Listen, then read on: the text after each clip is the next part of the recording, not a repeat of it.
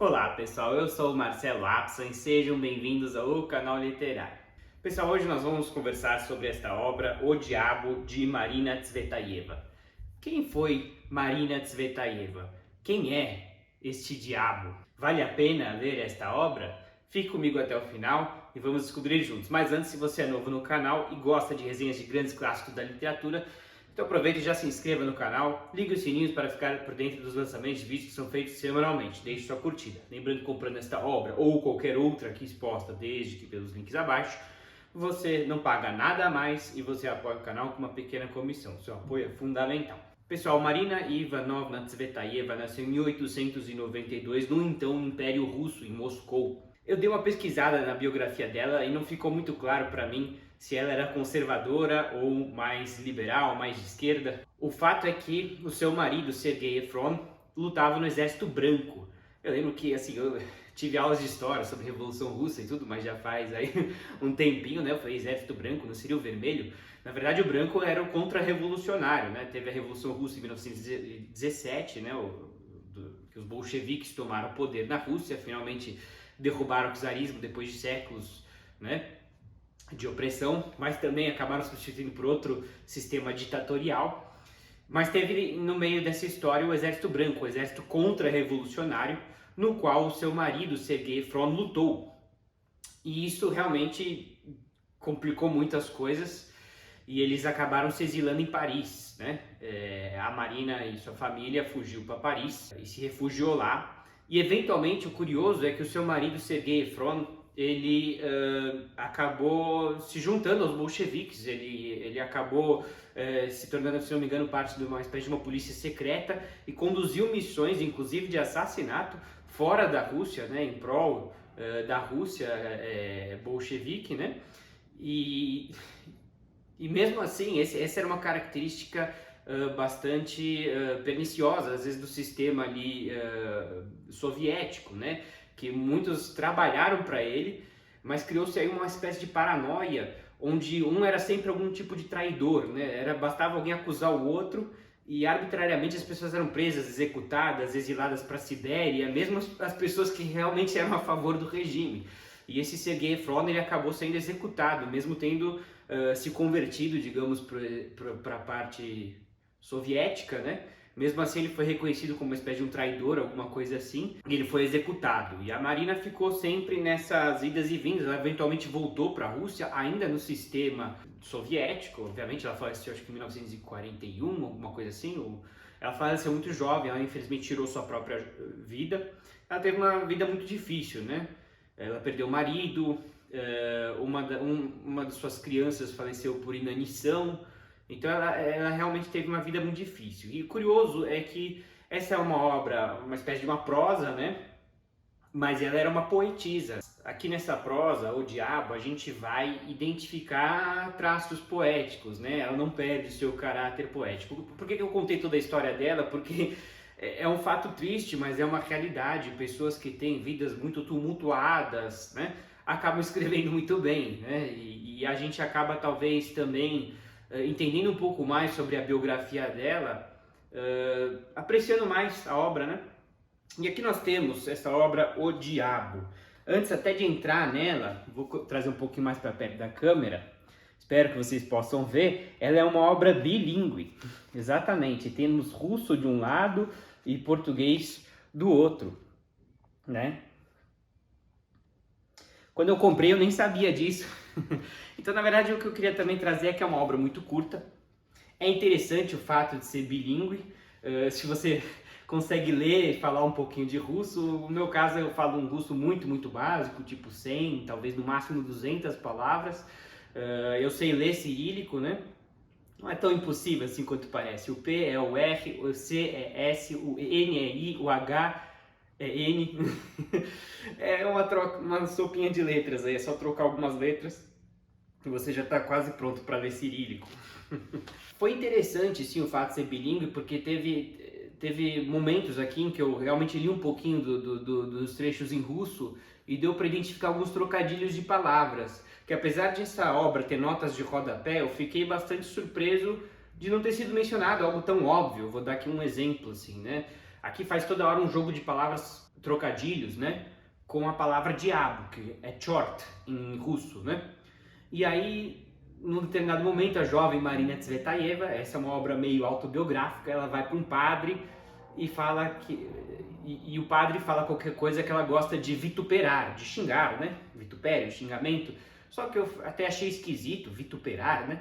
E eu fui ver na parte em russo, era alguma palavra com chort no meio, com diabo no meio. Ou seja, era um trocadilho com a palavra diabo, né? E ela até na hora nem ela mesma entendeu, ela perguntou o que é isso, o que é endiabrar, né? O que é... a nota de rodapé poderia ter dito, olha, é um jogo de palavras, né? Com a palavra chort, diabo. E eu não entendendo nada de russo, eu pude identificar no meio a palavrinha, né? Não foi tão difícil, assim, mas assim, tem que falar pelo menos alguma coisa de russo para poder pegar essa sacada, né? É uma pena, porque assim, russo não é uma língua fácil e isso aqui era uma... Tô dando um exemplo, mas o que eu quero dizer é que eventualmente tinham mais trocadilhos ou outras coisas que a gente não, né, não vai pegar, a menos que a gente leia russo. É óbvio que assim, do original, né, para o português sempre se perde um pouco ali, né, da linguagem, dos trocadilhos e tudo isso. Mas tudo bem, achei que apenas uma pequena crítica, não é por isso que não devam comprar o livro. Finalmente, vamos entrar um pouquinho nesse livro. Bom, eu já falei aqui várias vezes que essas temáticas, né, de diabo muito me fascinam, muito me interessam. Qual que é a visão humana sobre esse diabo, o que é esse diabo? Inclusive eu tenho estudado muito na psicanálise sobre quem é o diabo, né?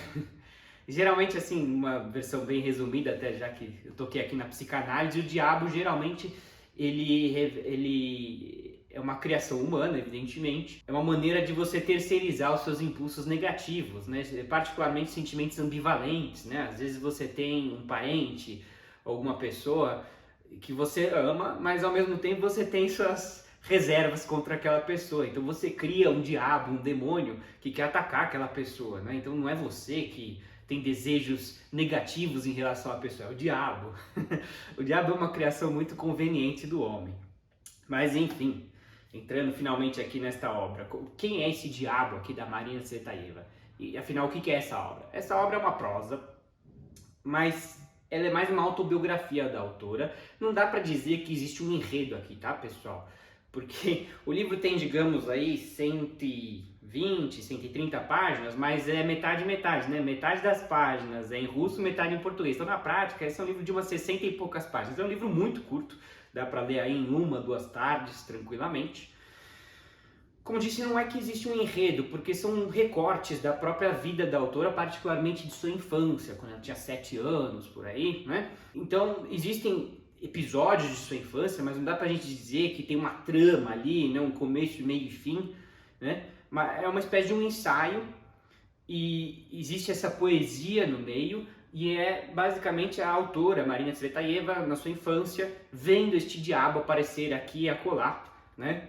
E nas mais inusitadas situações, e o que isso significa para ela, né? Afinal, o que significa o diabo? O diabo aqui nessa conotação significa uma espécie de uma perda da inocência na infância, e até eu diria mais, assim, uma vontade de perder essa inocência, né? De não seguir talvez o caminho comum, o caminho, digamos, das massas. Como aqui está retratando a infância dela, provavelmente estamos falando aqui antes da Revolução Russa, apesar de que pode até ser durante a Revolução Russa, o fato é que ela foi para Genebra, se eu não me engano, ela foi para outras cidades. Mas o que eu quero trazer aqui é que os russos, por séculos, têm uma tradição muito forte do cristianismo ortodoxo. A gente vê isso muito em Dostoiévski, em Tolstói, né? O cristianismo ortodoxo ele se difere talvez do catolicismo romano com a questão dos ícones, né? Das superstições. Parece que estão mais arraigadas as superstições, os rituais, as tradições, né? Talvez remete mais ainda às religiões antigas, né? O paganismo que vivia na Rússia, né? Obviamente sob um guarda-chuva monoteísta, mas possivelmente tem muito mais influências, digamos, pagãs, né? E o diabo surge como um contraponto a tudo isso, né? Uma certa vontade da nossa pequena Marina Tsvetaeva em não seguir esse caminho dos pais, né? O caminho do povo e tudo mais, né? De buscar uma alternativa à religião. E é curioso que, por exemplo, ela tem uma irmã chamada Valéria, e ela várias vezes vai encontrar o diabo no quarto da Valéria. A Valéria tem, sei lá, 17 anos enquanto ela tem 7. A gente pode inicialmente pensar, bom, porque já é uma adulta, né? Já não tem mais a inocência da criança. talvez tenha um namorado, então por isso que o diabo aparece lá. Não, nada disso. O diabo aparece lá porque tem uma estante ali com grandes clássicos, e talvez os clássicos tenham essa função de abrir a mente da pessoa, particularmente nisso, né? Em talvez questionar os dogmas, em fugir do lugar comum, né? Então o diabo frequenta ali o quarto da Valéria, e a própria Marina Tsvetaeva adora ir lá e abrir esses clássicos. Eu achei isso muito legal, muito interessante essa perspectiva. Então aqui o diabo não é necessariamente essa questão do mal, assim. Aqui ele aparece nessa conotação de um libertador, talvez, né? De uma alternativa. Né, ela vai na igreja e ela se enfastia, né, ela não aguenta ficar lá, escutar as mesmas coisas. Com todo respeito, aqui estou apenas dando a visão aqui, né, da autora. Ela quer um caminho alternativo, né, e naquela época eu diria talvez isso era bem, por mais que já estamos falando do século XX aqui, né, era uma coisa muito inusitada, né, o mundo era muito religioso. E eu prometi aqui trazer um pouquinho mais aqui de psicanálise, antropologia, né? E interessante que aqui a gente vê um pouquinho de magia imitativa, né? Mencionada pelo grande antropólogo escocês James George Frazer. Marcelo, do que você está falando? Vamos lá. Achei engraçado que quando, se eu não me engano, me corrijam se estiver errado, mas os cristãos às vezes quando perdem um objeto, pedem a Santo Agostinho para ajudá-lo a localizar este objeto perdido, né? Os judeus também têm, não diria um santo, mas assim como se fosse um espírito de um rabino, né? Rabino Meir Balanés, uma espécie de um milagreiro. A gente promete dar uma caridade em nome, né, da elevação da alma dele, com a condição de que ele nos ajude a localizar esse objeto. E os russos têm um caminho totalmente inverso. Aqui é descrito esse costume. Amarram-se laços, né, numa cadeira, e fala-se para a cadeira: diabo, diabo, diabo, devolva o meu objeto 3 vezes, alguma coisa assim. Quer dizer, não é para o santo ajudar a localizar, é para o diabo devolver. E aqui é uma magia imitativa, né? Assim diz o Frazer, esse antropólogo, que isso é muito comum, né? Você criar representações de figuras cósmicas, digamos, figuras espirituais. E para a pessoa que está fazendo esse ritual, a cadeira aqui no caso com os laços é o próprio diabo, né? Então só aqui dando uma pincelada em antropologia, esse é um costume que com certeza veio antes aí, né? Não é cristão, ele deve ter vindo das tradições lá atrás, né? Que a teoria da antropologia é que todas as religiões antes eram politeístas e aos poucos foram afunilando aí para o monoteísmo, mas elas trouxeram consigo mesmas várias tradições pagãs, né? E é interessante a gente sempre conhecer a cultura de outros povos. Eu gostei de ver essas tradições aqui. Então, assim, qual é a minha avaliação sobre essa obra? É uma obra curta, não dá para se esperar um grande enredo, até porque é muito curta, não tem tempo para construir, mas a própria natureza da obra autobiográfica são recortes, né, no tempo, né? Então não há exatamente aí uma contiguidade, né? Mas eu diria que assim, o formato é muito bonito, né? A autora, como poetisa, ela põe a poesia no meio da obra, né? Particularmente na representação do diabo, das paisagens, então é tudo muito bonito.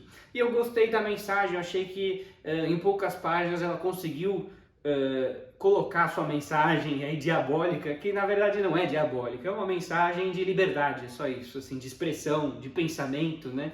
Tudo isso em poucas páginas, então sim, eu recomendo, tá, pessoal? Uma leitura curta, breve, mas bastante prazerosa. E comenta aí embaixo o que você achou dessa resenha, você já leu essa obra, quero escutar um pouquinho de vocês. E se você gostou, não esquece de deixar sua curtida, se inscreva no canal para mais vídeos como este e nos vemos na próxima. Muito obrigado!